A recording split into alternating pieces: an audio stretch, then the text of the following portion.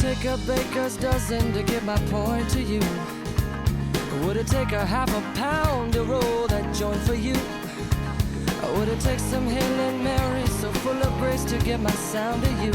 Will you help me break it down and get on through? Now to the other side. It's easy if you only try. We don't lie down on the job, oh no. Because once we hit the top, there's no stopping us. No. Ain't no stopping us. Should I address all my letters to the well-to-be? Or should I say return to senders just a well be done?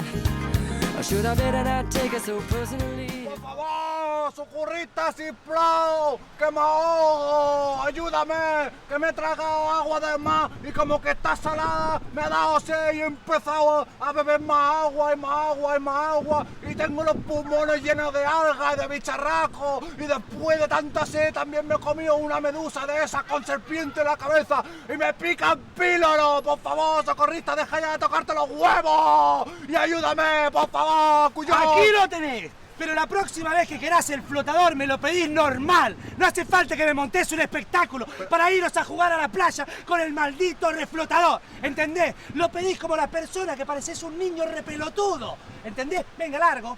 Fuera de acá. Bueno, cuyón. Yo estoy laburando. No hace falta que te pongas así, cuyón. Gracias. Que no es una amistad ni es nada. Y no pasé por delante de la cámara, coño. Que me están grabando.